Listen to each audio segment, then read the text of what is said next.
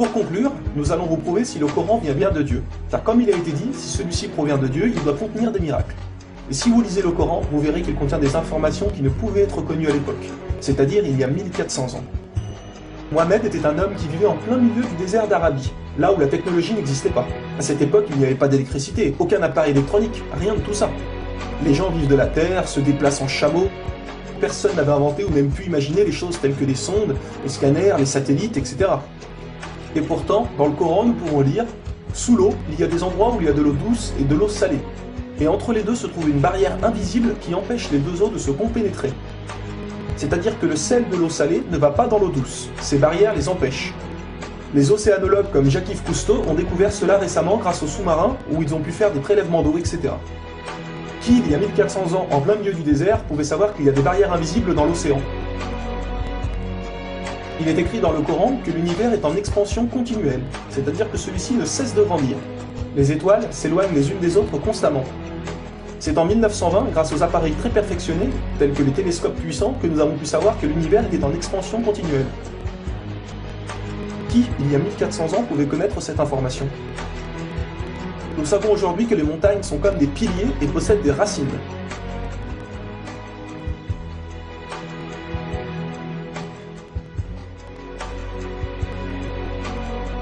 Sans les montagnes, il y aurait très fréquemment des tremblements de terre.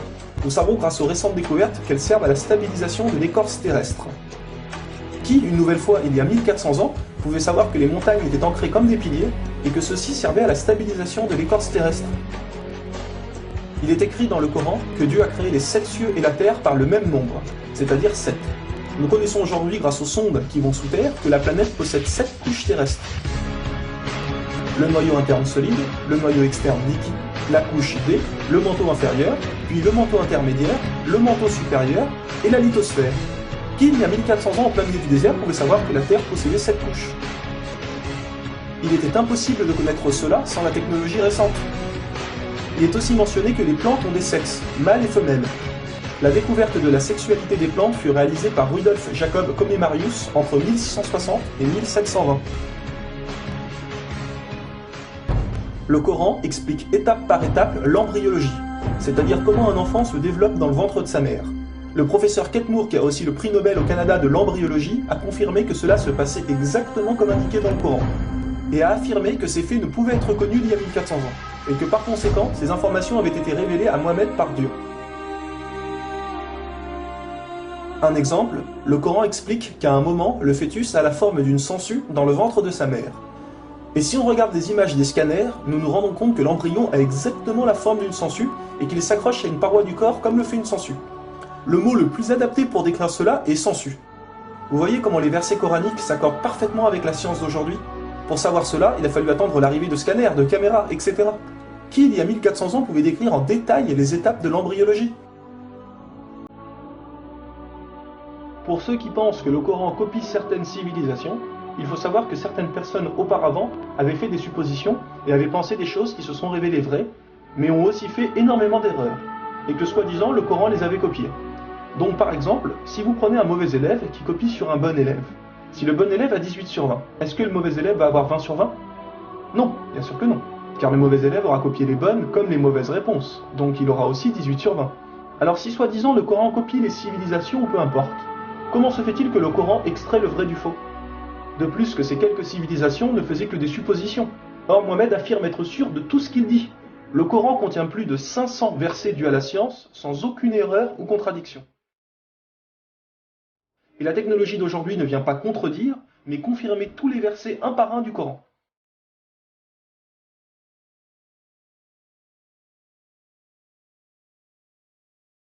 Il est écrit dans le Coran que les fourmis parlent. Nous l'avons confirmé en 2009 grâce aux appareils auditifs puissants. Un homme ne peut entendre ces bruits à l'oreille nue comme ça. Nous savons aujourd'hui que dans la plupart des pays, il est interdit d'avorter au bout de 3 à 4 mois. Car après 4 mois, la science explique que le bébé commence à vivre, et que cela donc est considéré comme un crime.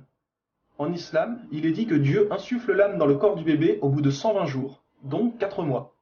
Comme par hasard, au même moment que quand la science démontre que c'est à cette période que la vie du fœtus commence. Pour savoir que la vie du bébé commence à 4 mois, il a fallu attendre une nouvelle fois l'arrivée de scanners, IRM, caméras miniatures, etc. Qui, il y a 1400 ans, pouvait savoir que le bébé commençait à vivre au bout de 4 mois? Nous savons qu'au début du monde, il y avait seulement une nébuleuse primaire, compactée en une seule masse et qui a explosé, ce que nous appelons aujourd'hui le Big Bang. Le déroulement du Big Bang est pourtant écrit dans le Coran. Le Big Bang a été découvert au XXe siècle, alors que le Coran a été écrit au 7e siècle. Le Coran affirme que ce sont les abeilles femelles qui ramassent le pollen des fleurs. Pourquoi le Coran ne parle que des femelles et non des mâles? Eh bien la science a découvert récemment qu'effectivement les femelles possédaient des organes que les mâles n'ont pas, et ceux-ci ne peuvent pas collecter le pollen des plantes.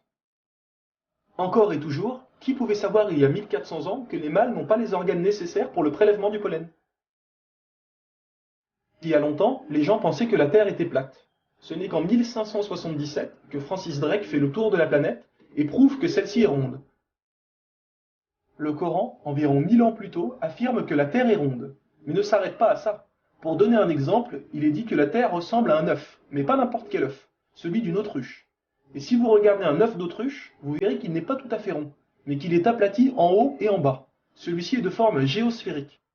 Et nous savons aujourd'hui que la Terre non plus n'est pas tout à fait ronde, mais qu'elle est aplatie au niveau des pôles. Et donc qu'elle est également de forme géosphérique. Qui, il y a 1400 ans, pouvait savoir que la planète Terre était géosphérique? Il a fallu attendre les satellites pour sortir de la Terre pour se rendre compte de cela. Soyons honnêtes, qui, il y a plus d'un millénaire, pouvait faire toutes ces affirmations sans aucune technologie? Rendez-vous compte, à cette époque-là?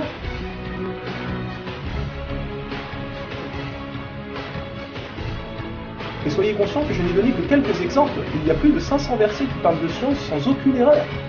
Le Coran parle d'astronomie, de biologie, de physique, de géologie, etc. Ça ne s'arrête pas là. Le Coran ne comprend pas seulement des miracles scientifiques, mais des miracles linguistiques ou numériques. Par exemple, le mot terre apparaît 13 fois dans le Coran, et le mot mer apparaît 32 fois. Additionnez 13 plus 32, cela vous donne 45. Si l'on met cela en pourcentage, 32 fois le mot mer sur 45 donne 71%. Et c'est exactement le pourcentage que la mer recouvre sur la surface de la Terre. La mer recouvre 71% de la surface de la planète. Et 13 sur 45 donne 29%. Et c'est exactement le pourcentage que représente la Terre sur la surface de la planète. Croyez-vous vraiment que cela vient du hasard? Le mot paradis apparaît 77 fois. Et devinez quoi? Le mot enfer apparaît aussi 77 fois. Le mot foi apparaît 25 fois. Le mot mécréance apparaît 25 fois. Le mot dunya, qui signifie le monde d'ici-bas, apparaît 115 fois. Akira, qui signifie le monde de l'au-delà, apparaît 115 fois. Le mot ange, 88 fois. Le mot diable, 88 fois. Les hommes, 23 fois. Les femmes, 23 fois. La vie, 145 fois. La mort, 145 fois. Bonne œuvre, 167 fois. Les péchés, 167 fois. Les 7 cieux apparaissent 7 fois. Et il y a encore plein et plein d'autres exemples.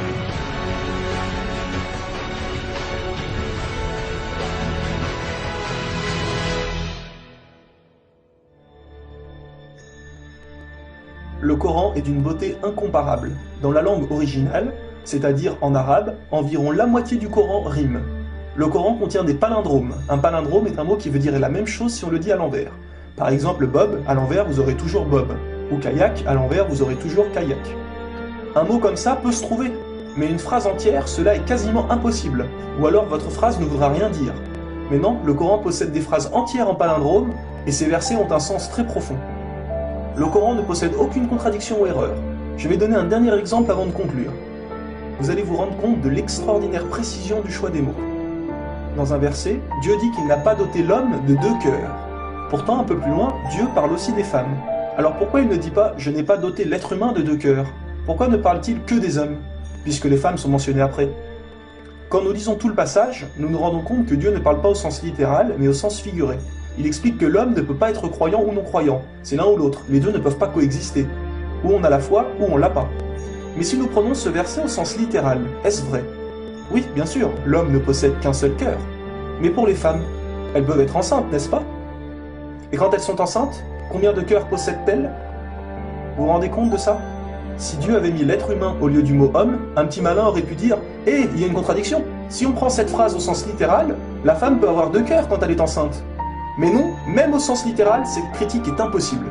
Que ce soit au sens littéral ou figuré, le Coran est inattaquable. Rendez-vous compte de la précision des mots. Il y a encore plein d'autres choses, mais cela prendrait énormément de temps de tout mentionner. Si cela vous intéresse, il existe de nombreuses conférences réalisées par des savants qui ont été filmées et qu'on peut trouver sur internet, telles que la parole divine de Nouman Ali Khan. Vous avez bien la preuve que le Coran ne peut que venir de Dieu et non d'un être humain. Comment se fait-il que la technologie d'aujourd'hui, la plus développée qui soit, ne puisse créer un seul animal ou plante? Ce que Dieu a créé, nous sommes incapables de le réaliser. Tout ce que nous construisons ne sont rien en réalité face à la nature. Dieu dit dans le Coran, pour ceux qui recherchent des preuves, regardez autour de vous, regardez la nature, l'être humain, l'eau, le soleil. Il y a là des preuves pour ceux qui réfléchissent.